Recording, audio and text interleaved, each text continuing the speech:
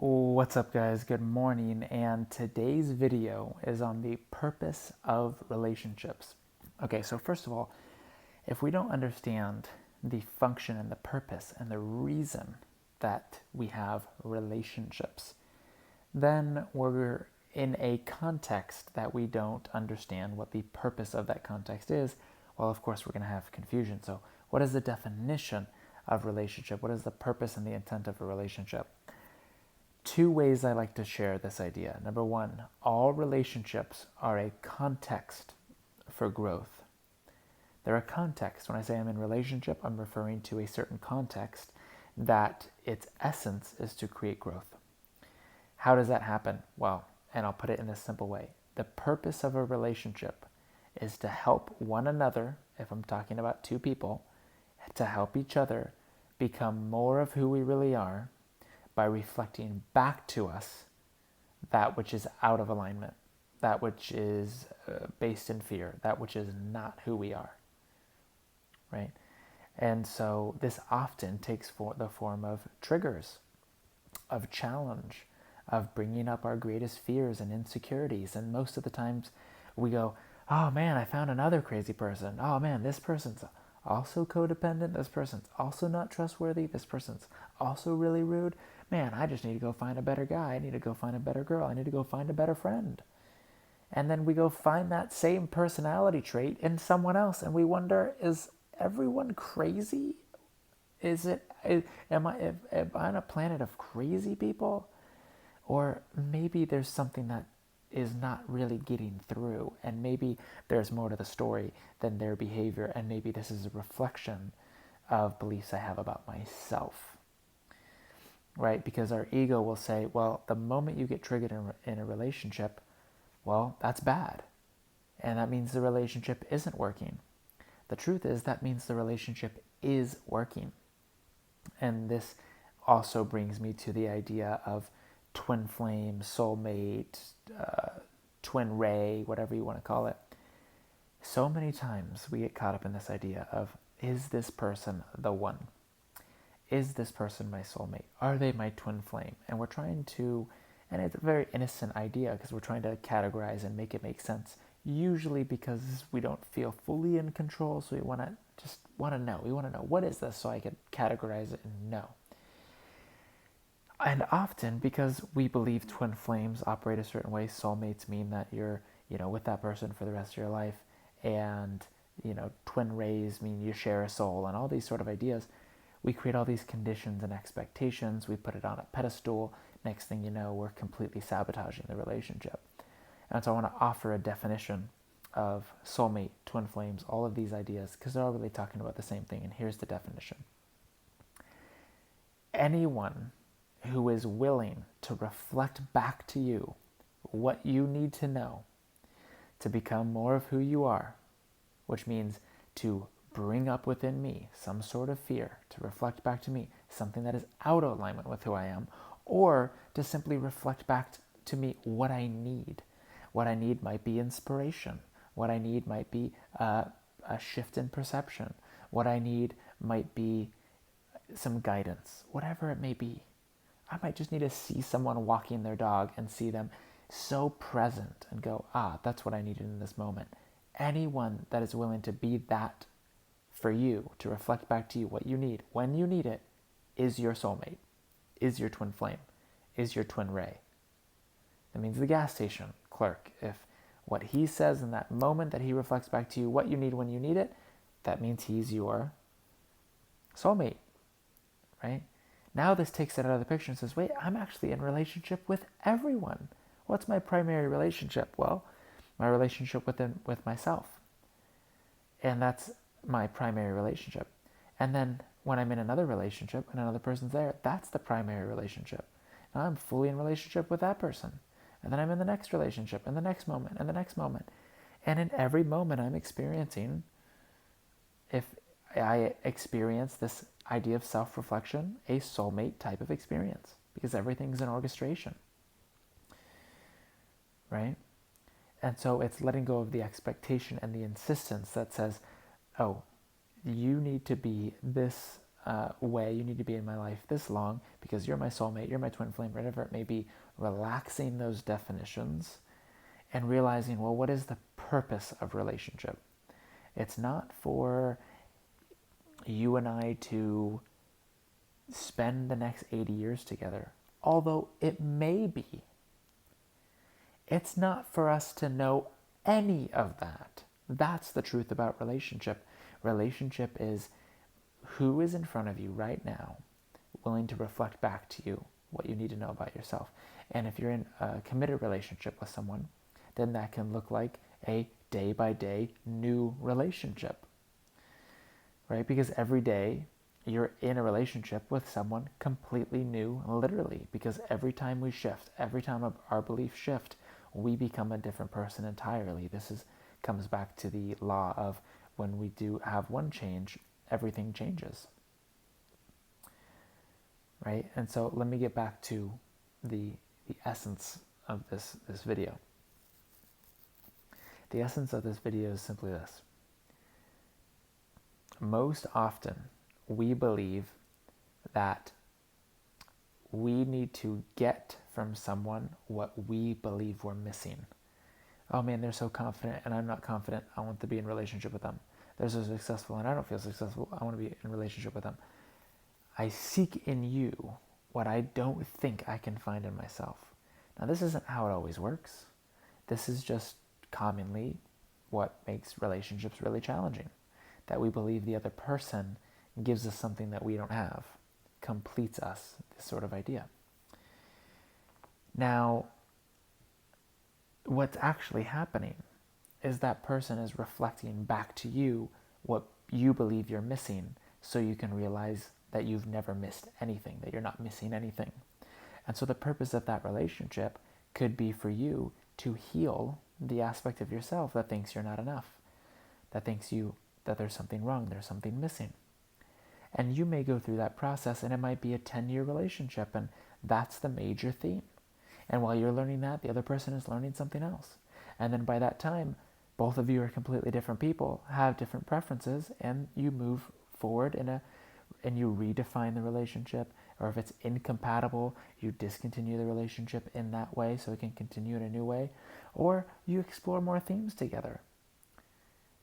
And this goes into the 3 types of relationships. I think I was going to save this for another video, but I'll just throw it in here. 3 types of relationships: lifelong, transitory, in and out of your life, and short and intense. These are kind of the 3 types. And so yes, we may have lifelong relationships with people because we've signed up for that. We've agreed on that.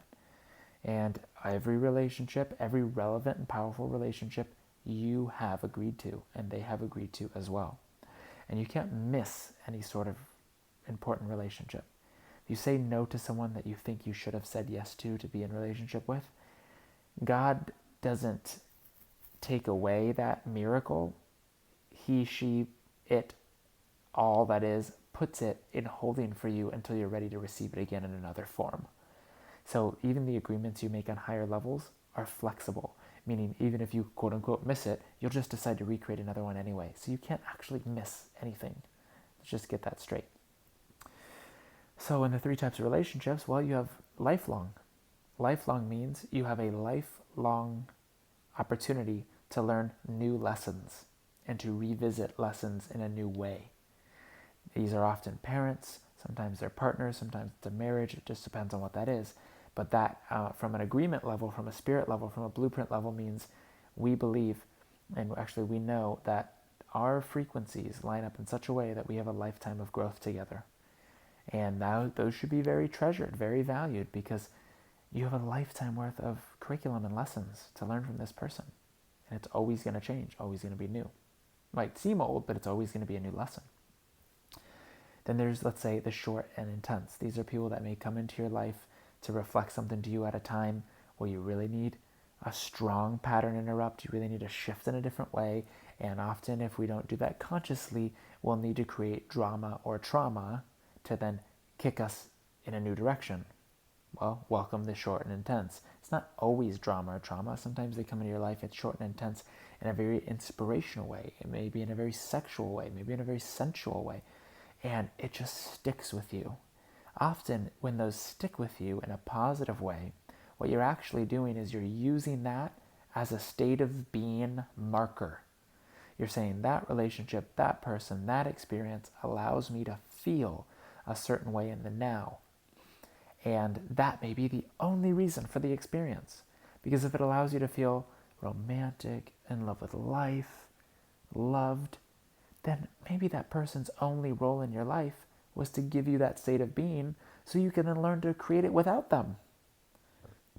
So sometimes that's a function of the short and intense, or sometimes the function is they come into your life to disrupt all your patterns, reflect back to you all of your beliefs and judgments that you're holding on yourself, which you may think they're just being crazy and dysfunctional, but really they just know exactly what to do to push the right buttons in you to bring it all to the surface. So you can now look at it and let it go. So these are angels in your life. Because there was something that you were asking for on some level that said, I'm ready to change. I need to shift.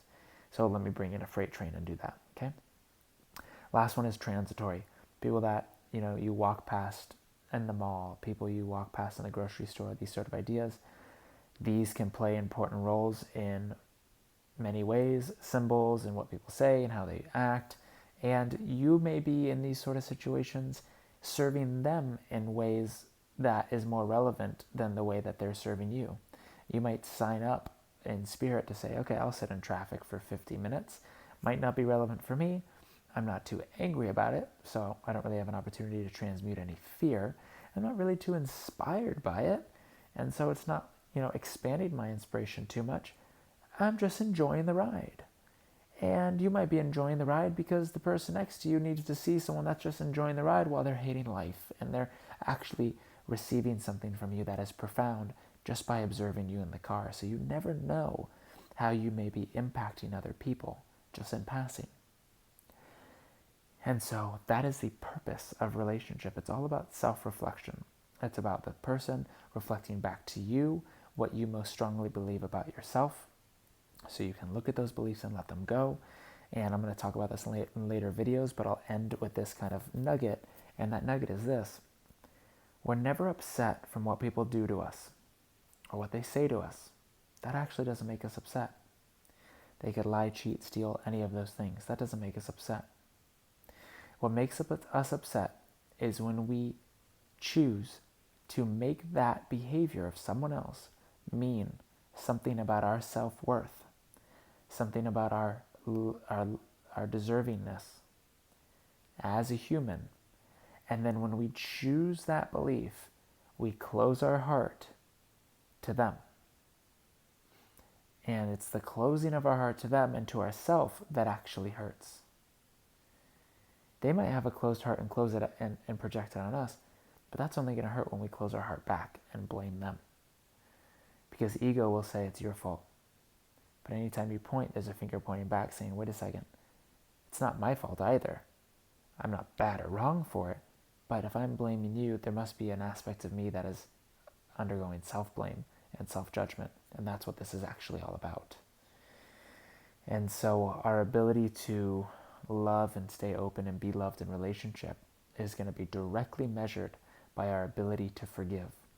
And our only job in all relationships, our only job, is to return to love within ourselves, so then we can be ourselves as fully as we can, which, like I talked about earlier in the course, is to act on our passion every moment to the best of our ability with no insistence on a certain outcome, doing the things we love, right, in the ways that we love to do them, the best that we possibly can. When we're doing that, we are being ourselves as fully as we can. We're being our full self for our partner. We're showing them what's possible as well. We're sharing from an overflowing cup, all of these ideas. And so when we return to love and allow ourselves to be ourselves, our only job is to return to love, to be ourselves, and then to let them be as they are, whatever that looks like. That's our job first and foremost. From there, our partners, our friends can either transform themselves because we're being an example of love in a more exciting path of least resistance, but they don't need to, and we don't need to insist they need to change. The moment we say, I'll feel better if you did this, I'll feel better if you change that, we're living in the illusion of fear. We think the answer is outside of ourselves. But really our job is to let them be exactly as they are, voice our preferences, but realize that our preferences and our needs are very different. In relationship, the true holy relationship, we actually have no needs. We just have preferences, and there's synchronicity and alignment that automatically allows those preferences to be met, that works for both people to allow them to be themselves fully. And so our job in relationship is to be ourselves, use the relationship to help us continue to be ourselves, embrace the triggers, embrace the self-reflection, use it in a positive way, become more and more of yourself, allow them to be as they are and don't insist that they change, and take the relationship as far as you possibly can. And that might be a life, it might not, but it's about taking it on a case-by-case basis to be clear on what this relationship is all about. What am I learning? Right? How is this helping me expand love? And when you start tuning into that, you start to see how perfect all of your relationships are and how they're meant to be cherished and loved. And when we can see the other person as innocent in all ways and as holy and as the divine, and we give that to them as an expression, as appreciation, as acknowledgement, as love, that is one of the fastest ways to reinforce all of that within ourselves. So I'll see you guys tomorrow morning. I hope this was supportive, and we will talk soon.